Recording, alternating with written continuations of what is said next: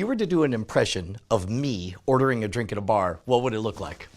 Hey, boss, can I get a, can I get a Bud Light? Thanks, man. Bud Light, fuck you, because I'm a modern.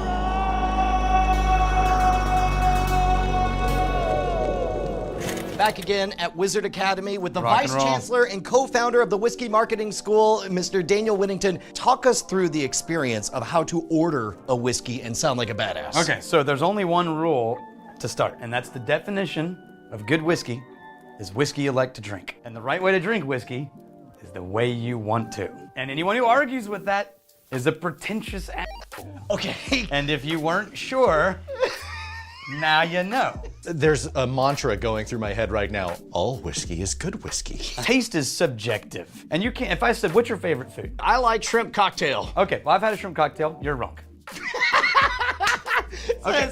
That's a cheap way to feel superior to someone else. Yes, exactly. Right now, in that interaction, who looks like the it's not Brian, me. Not right? me. Split the difference. Yeah.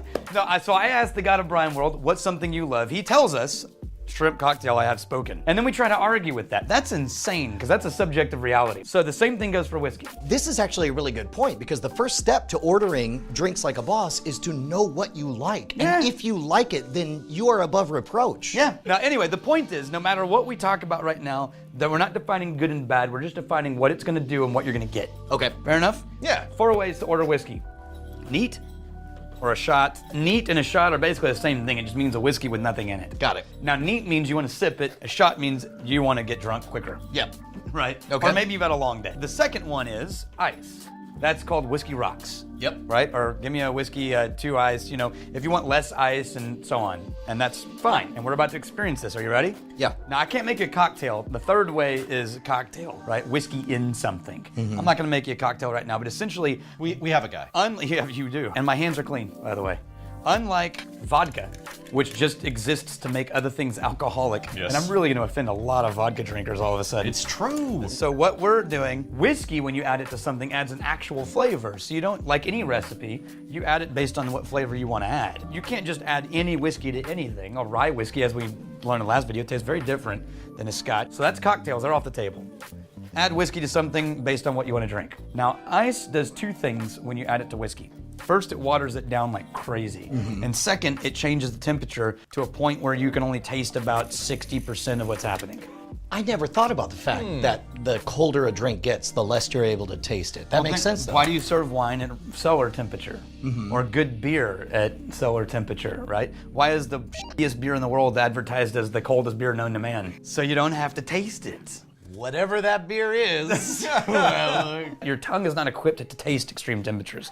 So if you've ever had a day when you broke down and had break room coffee because you just ran out, but you desperately needed coffee, and the first sip is like, oh, it's not good, but it's gonna do. 5 minutes later, it's cooled down a little. Your next sip is like, oh my God, what have I done with my life? This is a horrible mistake. I should have had water, right?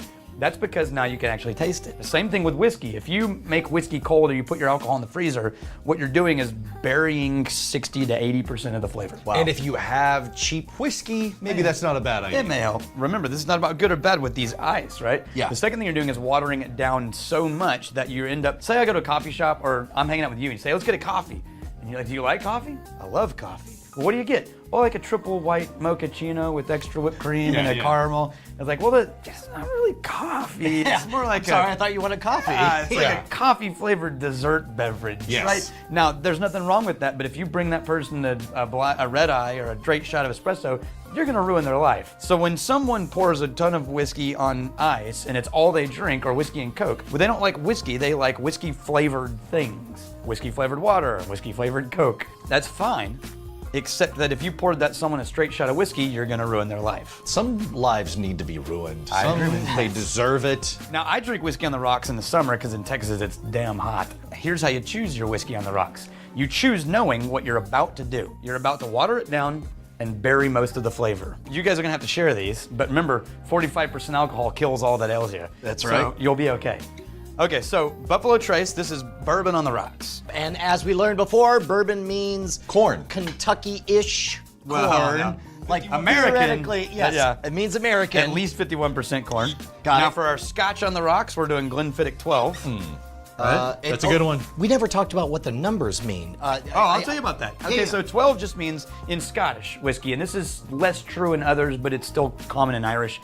12 means the youngest barrel was 12 years old. It doesn't mean it was all 12. There could be a 20-year-old barrel in this whiskey. Oh, Wow, if I it's did a not blend. know that. But no, they're blending from their own stock at their own distillery. Okay, so single malt means one location and all barley. That's right. But if they have, like say you have Glenfiddich 12, you could have 80% of it could be 12-year-old barrels, and then 10% could be 18-year-old barrels, and 5% could be a 25-year-old barrel, and they mix it according to get the flavor profile of Glenfiddich 12. And all of that just implies that the higher the number, the stronger the barrel flavor profile is? The more the barrel, the lower the alcohol content. In Scotland and America, the alcohol content goes up. It's the heat difference and temperature difference. But for us, all you need to know is that means it's at least 12. Got it. It doesn't mean it's all 12. So you're not gonna get any like 10 barrels. These are getting watered down. Let's drink this shit. Oh, yeah. All right, and for our Irish, we're doing Bushmills. Oh, I didn't even think about the fact that there's a timing issue with this. Oh, yeah. Like, Yeah. like Give the us- flavor will taste different. Give it in 3 a few minutes, more and this won't taste like whiskey anymore. I think when it comes to ice,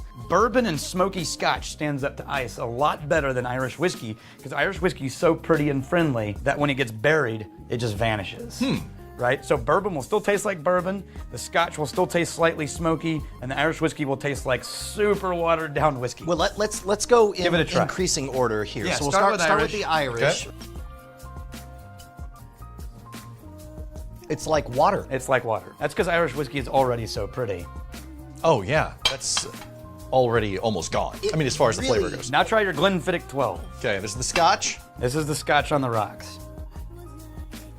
Definitely more flavor. Right. Without question. This one tastes definitely like alcohol. Like this one did not even taste like alcohol. This one does though. And the bourbon.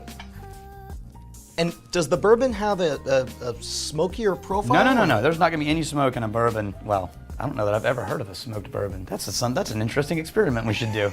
See the difference? Yeah. It's much sweeter, Yeah. a little more smoke. But all of these, I didn't expect it, but you're right. It's as though you turn down the volume on it. So if you are an inexperienced whiskey drinker, I guess On the Rocks is the safest, easy. I guess as a cocktail is the Or easiest. if you're just in the mood for a drink that's not, you're not gonna have to work at it. And I need to relax. I need to not think about what I'm holding. I just want to drink. Yeah. Give me a whiskey on the rocks. So you mentioned there were 4 ways, and so far we've talked about neat Yes. On the Rocks. So let's clear as these. a And cocktail. I'll show you the last one. Okay. I'm gonna give you new glasses, and I'm gonna take this one for myself. First things first is this is already an aggressive whiskey. So we're doing this experiment with Bruichladdich, which is an Islay Scotch that's extremely smoky. Okay, that was a lot of words that went way over my head. Yeah. Break them down one at a time. Okay, first, Islay Scotch. Now we know that means it's made in Scotland. Islay means it's on an island just off the lower west coast of Scotland, just off of Campbelltown. It's spelled Islay and pronounced Islay. Okay. Not Islay or Easley or Islay, it's Islay. Islay is where all the most famous, smokiest scotches that people know of tend to come from. Laphroaig, Bruichladdich, Cal Islay, right, and so on. 2 questions. First of all, from what I'm hearing, it sounds like, I guess, different regions of Scotland have different flavor profiles. Yes. Like, basically, they're branded differently. Like, we like to be more smoky and stuff. Second of all, where does the smoke flavor come from? So it comes from peat. P-E-A-T, not Pete, a guy who lives in Scotland. Yeah, this one guy has got the recipe. Yeah, that guy. Him and Doug, between the two of them, they handle everything whiskey, yeah. No, peat is like peat moss or peat bog, or it's essentially... It's a bunch of decayed matter. moss. And it accumulates between 1 to 5 centimeters a year, which is really slow. It's just condensing. And when you cut out the condensed mud, you cut it out in bricks, long, narrow bricks, and you set it out to dry. Traditionally, this was firewood in Scotland. Okay. Right. Well, and so at what point do they smoke it? Remember we talked about malting last time when you Yeah. have to let the grain crack and open up, and well, you got to stop it at some point because if it goes too far, it eats all its own sugar. Then there's nothing to ferment. Traditionally, the way they stopped it was by smoke drying it, like the way we smoke dry barbecue or smoke cook barbecue, right? Sure, sure. Indirect smoke, not direct heat. So not like cooking it, like roasting it, but like starting a kiln fire with peat, redirecting the smoke across the barley and drying it out. Well, while the barley is wet, it absorbs smoke. Once it's dry, it stops absorbing smoke. But what you're burning and where you burn it and how much you burn, how much smoke ratio to grain, all of these will smoke the barley. And then when you make whiskey from it, it's now a smoky whiskey. That's astonishing. In America, they're doing this with things like mesquite, oak. They're making Scottish-style whiskeys using mesquite instead of peat. So the original grains get malted. To stop the malting, you smoke it. That Right. smoke becomes part of the flavor profile when you later throw Distill that it. all in water and you make a mash, Yeah. and that flavor persists as you make All the way to the end. Is it wort? Is that what they call it? Well, once it's yes. Yeah. Okay. Yeah, All right. That's part of the And- process. God. Wow. And then there's still the barrel. Yeah, and Yeah, even in and the then, barrel. Then you take the alcohol, put it in a barrel, and you adjust the flavor profile. How do any of these companies maintain any kind of consistency? It just seems like everything could go sideways. Is one bottle of anything as consistent as the other? because you have guys in charge of making sure it is, right? So you're not working with a barrel and hoping it turns out right. It's like, no, we have 1,000, and we have another 1,000, and they're all different ages. We've got thousands of barrels in here. We're gonna pick from these barrels and mix them together until they taste like Glenfiddich 12. Wow. But yeah, they're very, very protective of all the processes and and as a matter of fact, one of my favorite things about whiskey history is that often things that seemed like superstition turned out to be absolute science. You have a copper still and it's old and it gets banged up and dented and, and kind of beat up. Well, now it comes time to replace it. Well, historically, sort of superstitiously, they would take the new still, design the new still, they bring it in, set it next to the old still, and they would proceed to go around and bang it up so that it matched the old still, because they were so protective of there's something magical about Everything the still. has to be exactly you gotta the same. replicate it, right? Yeah, you got to scare the ghosts out of the still. It would have all the dents. They would dent it with hammers and things so it looked beat up like the old one. And then they would swap them out. Well, that was superstition at the time. Now what we know is scientists have proven that is absolutely crucial and effective. When you're distilling, which means you're evaporating alcohol out, every change of surface area changes how the evaporation recondenses. Wow. And so it absolutely affects the flavor. And they were absolutely right to do it. But they didn't do it because of science originally. And so yeah, you end up with a lot of these things like, don't change this process. We always use this water. We always distill when the sun is at 3:30. And now over years, they discover why it's happening like that. And then you can replicate it without having those specific instances and know what you're doing. A virgin must walk amongst the stills during with the first fawn of spring. Yeah, that's Lafroig. Oh, okay. Or Lagavulin. All right, so we're experiencing the fourth way to drink. Yes. Now, this is called adding water to whiskey. That sounds very technical. If you go to a really fancy whiskey bar, you will regularly find that they serve you a glass of whiskey and then a still water in another glass with a straw. Why are they doing that? I assume you just dump the one into the other, right? Totally. You monster! Yeah, you go back and forth with the straw. Yeah. No, so you have a whiskey and you can add a little bit of water to it to open it up. You're basically creating a chemical reaction. This is different than adding a whiskey water, which is like, hey, I want a whiskey, but I don't like whiskey, so I want a lot of water in it. Which is pretty close to what Now we were we've doing moved with On the to Rocks. truly exploring a neat whiskey. Okay. This is already going to be kind of aggressive for you if you're not used to drinking Islay whiskey. And by aggressive, I assume it's going to be very smoky. Very smoky, very intense. rich. Okay. Okay, take a smell of that. Yeah. Yeah. Oh my God. Right? Now I want you to take a sip. Stings have the your little nostrils. reaction, and then I'm gonna take it up a notch. Are you ready for all it? right, so- Wait, cilantro. Sriracha. Cilantro. I love scotch. Scotch. Yeah, that's intense. Down it goes. That's like biting into an atomic fireball. Like, it's just Set that back 100%. Yeah. To quote Brian, wow! Wow. I never thought, wow! Yeah, yeah.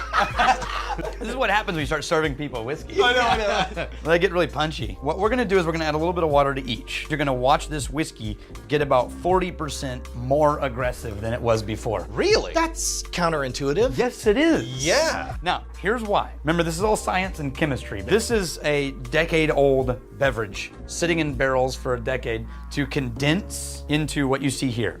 So that is a chemical composition. Right. In this chemical composition, there are some things that are water soluble.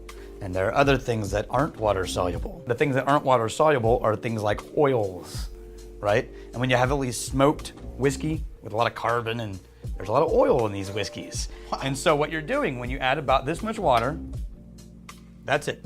What? Just like 3 drops? 2 to 3 drops. Now what you're doing is you just created a mini chemical reaction in here, and all of the things that were water soluble absorbed.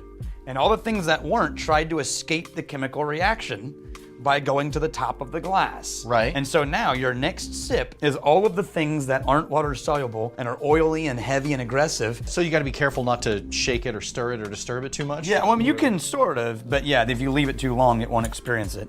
So there's yours. Cheers to you. Even the smell is more aggressive. Wow. I did not see Right? that coming. I know. I thought it would turn it down a little bit, that's right? exactly what I thought. But see how you now have this clingy feeling on your tongue? That's because the oils are coating your tongue now, and they're remaining behind while everything else goes down. You weren't kidding when you said aggressive. This Yeah. is serious. Wow. Now, remember, that doesn't work if you keep adding, then you keep getting more aggressive, because eventually the chemical reaction is, okay, think of it if you have your car in a driveway and it rains, and you got a big puddle in your driveway, and your car leaks just enough oil that you can see an oil sheen. That only exists when you only have a puddle. If it rains again, Right. that overwhelms Eventually the oil washes content, it away. disperses it away. So Yeah. same thing happens with this. If we keep adding water, we're eventually going to overwhelm the oils and go back down the other side of the curve. Does that make sense? Right. Yeah, Okay, so absolutely. let's show you what I mean by that. So let's just, without a doubt, take it back over the other side of the curve.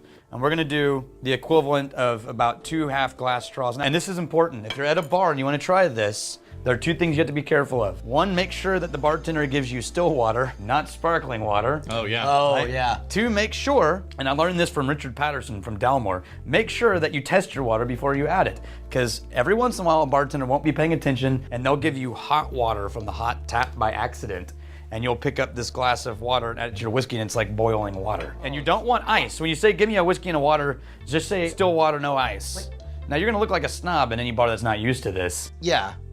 but it gives you a chance to explore a whiskey. I would imagine also like location matters because like whenever I go to Florida, they always have that kind of well-watery taste or smell to it. I would ask for spring water if you can get it. Yeah. How do you Bottled know- spring water. How do you know what whiskeys to add it to? Oh, that's a great question. I'll tell you. The answer is you're not gonna see this effect if the whiskey has low oils. If significant portions of the whiskey are all water soluble, then the reaction's gonna be minimal. That's pretty much a question of just doing your research and knowing what whiskey you're ordering. You'll never know. Yeah, some bourbons will do it, some won't. Some ryes will do it, some won't. Okay. The only way to know if it's right for a whiskey is to try it.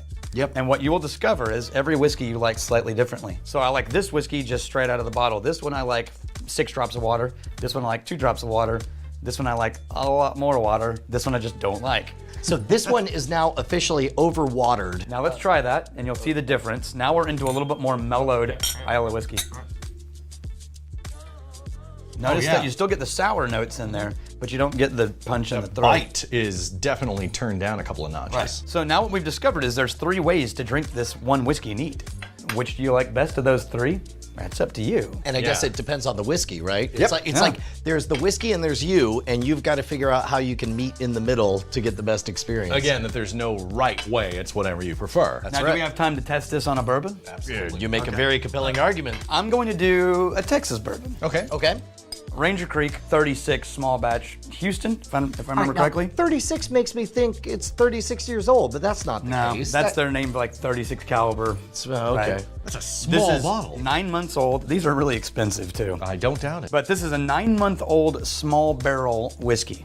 Now, if you want to talk about small barrels while we drink this, we can. If I was going to guess, I would guess that a small barrel matters insofar as there's a larger proportion of contact to the barrel. That's exactly what it is. That's exactly what it is. Now, what you'll find with smaller barrels, in my experience, is that a smaller barrel has a much faster wood effect, but it doesn't have a subtlety effect. So you can rush the coloring of the whiskey really fast, but you have a hard time replicating the subtleties and nuances that a large barrel and time give you. It's hard to cheat time, if Okay. not impossible. So we're starting straight up. Starting straight, take a small sip, and we'll add some water to this one. Now that's a classic high rye bourbon, kind of spicy at the end. Yep. kind of chocolatey. The difference between this one and this one is So different. so far. Yeah. Night and day, yeah. So now we're gonna do the same amount that we did to the Scotch, and what you will find, and I don't actually know the answer to this, I haven't done this to Ranger Creek, what you'll find is whether or not there are oil components in this whiskey that are heavy. Science. No, it just got mild. Yeah. Yeah, just watered it down. Notice the difference? Yeah, yeah, So what that means is the oil components in this whiskey are low, or the components that are non-water soluble are lower. Okay. But I still like it. I actually liked it better without the water. Yeah. It was more interesting. Yeah, then you had to ruin it. Yeah. Okay, so we've got the 4 ways of drinking whiskey. In a cocktail, Hey, no drink shaming here. Yeah. Any way you want to enjoy whiskey is a good way. sorry, Trevor. So cocktails on the rocks, neat, and with a tiny bit of water, That's right. which counterintuitively can kickstart a whiskey. It really can. I had no idea. Does the same thing work with like when you get it on the rocks? Do you get the same effect? No, or because the temperature. the amount of water happening all at once is way too much, way too fast, and the temperature will destroy any subtlety differences that you would have found anyway. All right, let's toast to Daniel Done. Daniel! and the Whiskey I Academy. like that kind of toast.